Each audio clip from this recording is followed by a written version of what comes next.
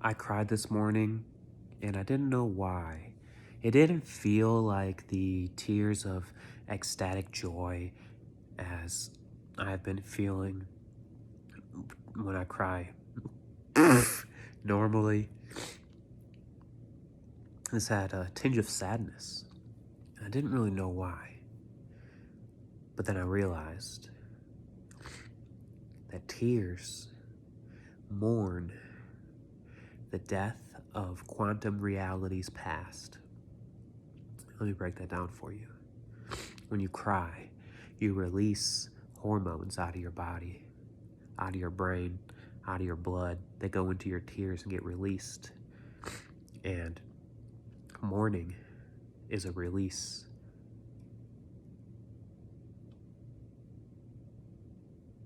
Quantum realities means that when you exist right now in your mind, your brain, not your mind, your brain is doing simulations, quantum simulations about what may happen next.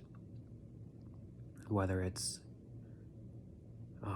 get a job or go to college, have a baby, or get fast food.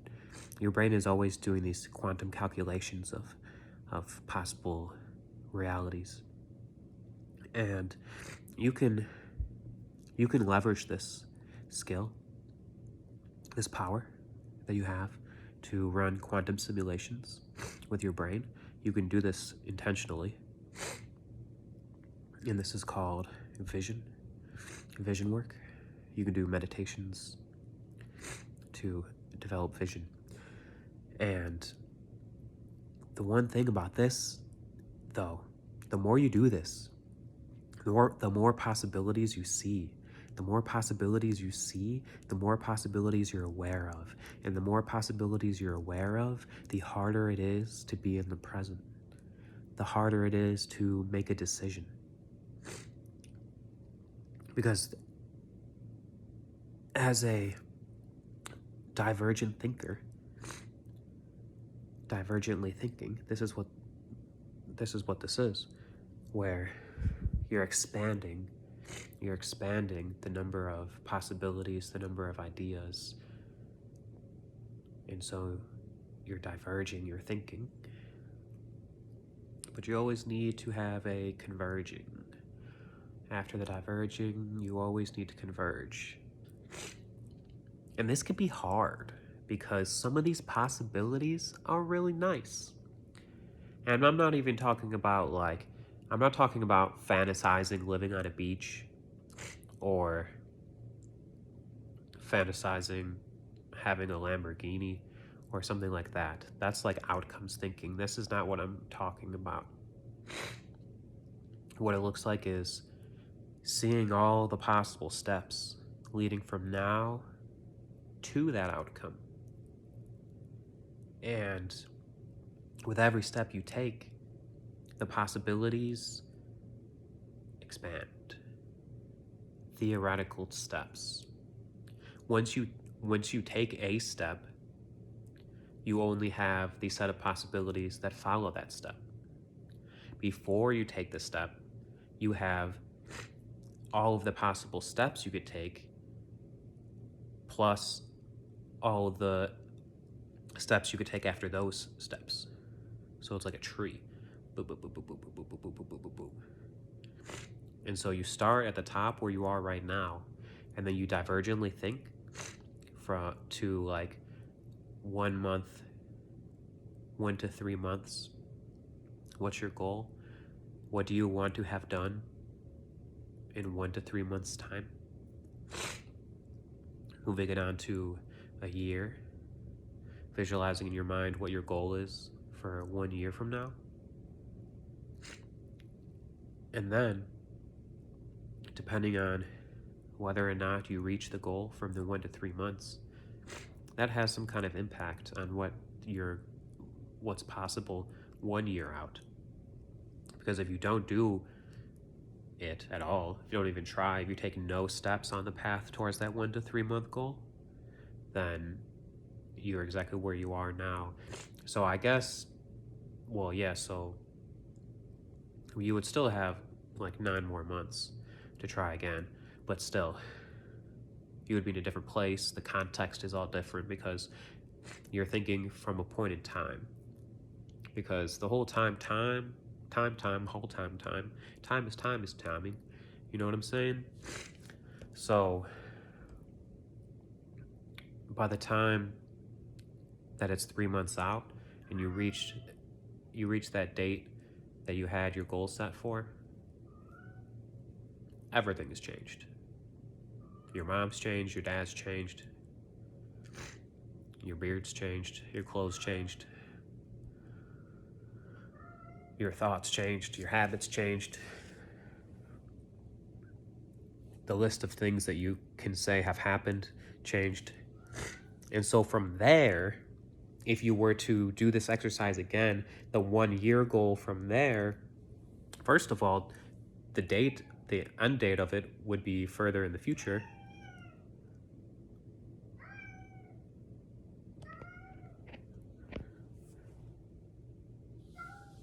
Hello? How are you? How are you? Hello?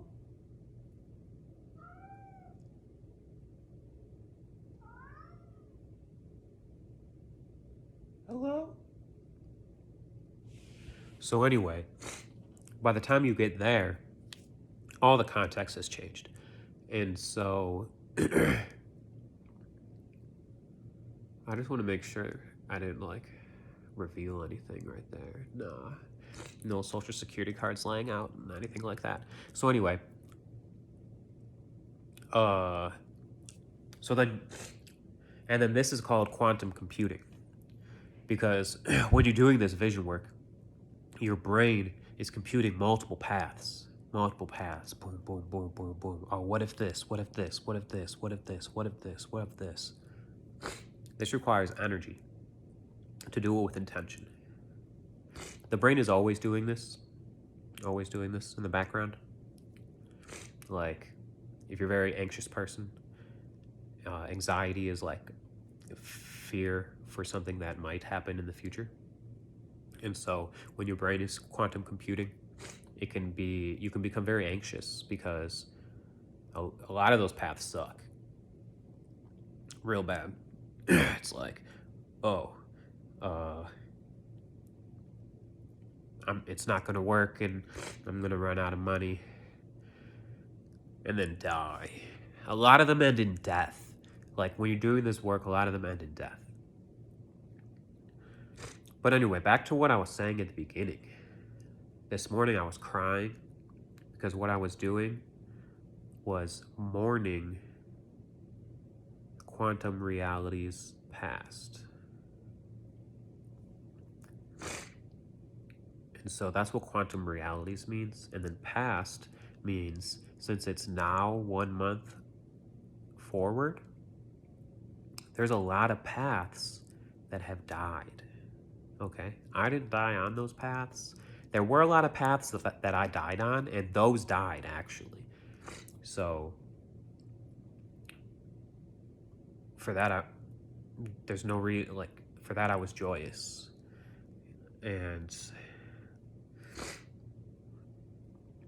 But there are a lot of paths that are nice, that are like, oh, if I do this and do this and then do this, then this, you know? And then turns out the date for this passed and the date for this passed. So you're like, fuck, there's no way that I can get this. And so that's sad. That causes that sadness and specifically grief. Grief of what could have been. You know what I mean? And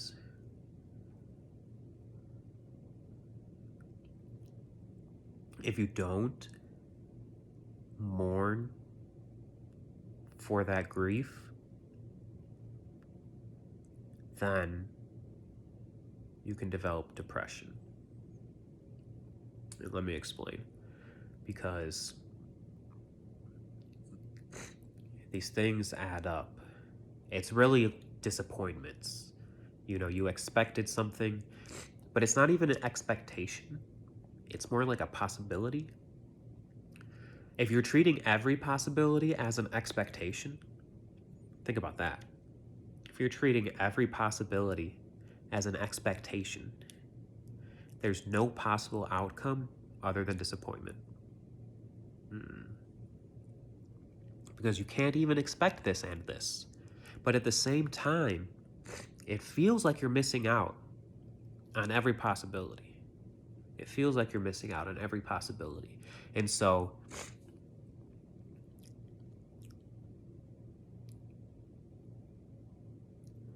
over time, these add up. They add up and they multiply. They multiply. Because if this, then this and this, you know? Oh, I just missed out on this because this didn't this. All the time.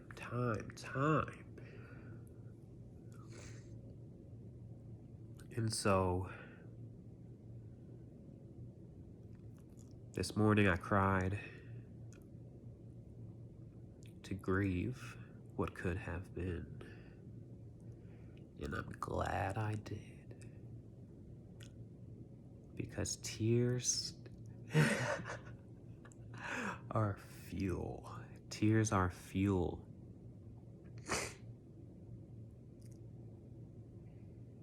Tears are like your body, your mind, your spirit is a rocket ship, and tears are like boosters. Tears, you're ejecting the tears out of your eyes and then propelling yourself in the opposite direction.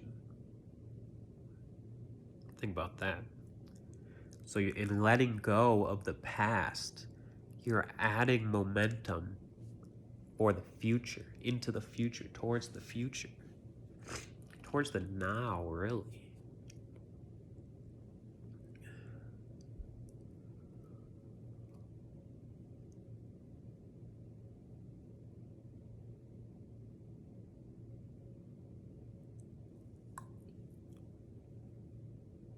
So yeah,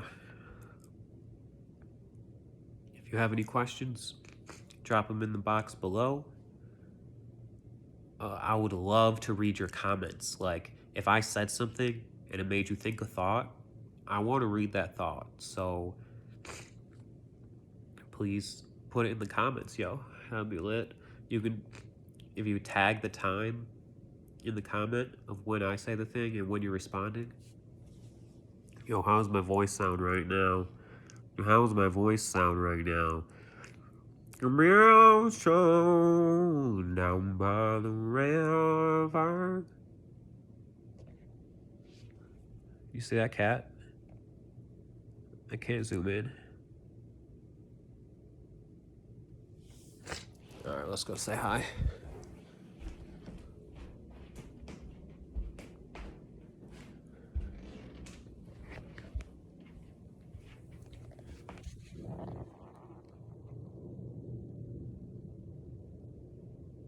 That's you. Do you recognize yourself?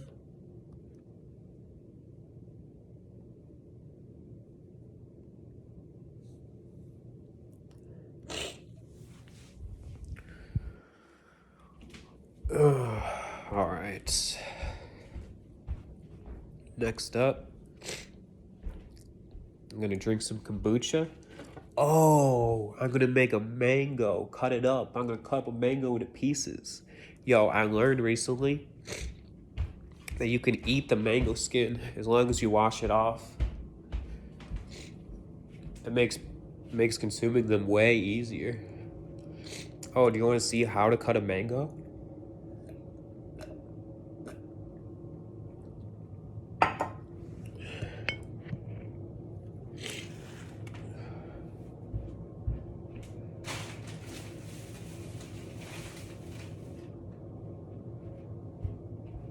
Yo, I got this giant mango. This giant red mango. I gotta get the softest one. So first you wanna check if it's ripe. And to do that, you kind of squeeze it a little bit.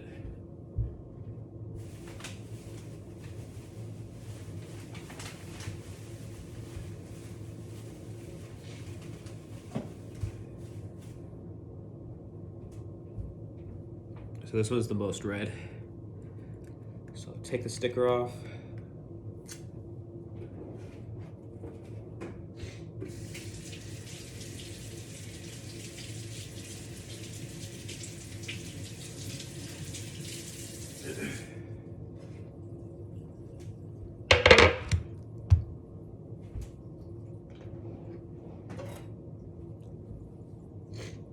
It's time to eat a mango, baby.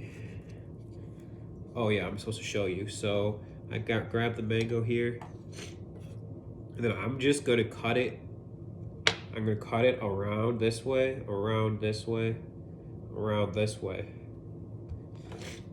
in every dimension. So that's 1,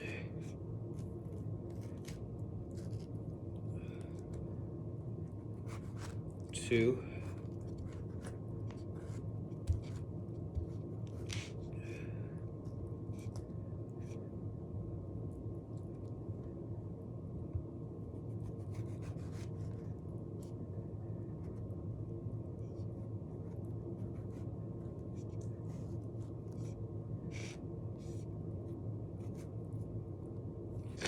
3. So since this is a 3-dimensional mango, we chopped it 3 times. Like a cross like that. There's a cross right there. It's a cross right there. Cross right there. And then you just grab it. Boom. Boom. Just like this. And you twist. Oh yeah. And twist.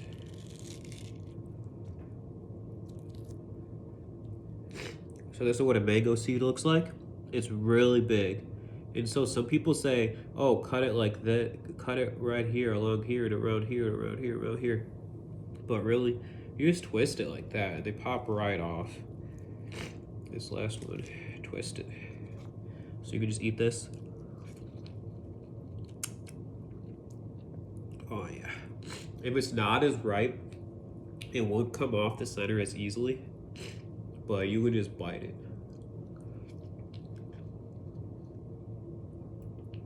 So that was how to cut a mango.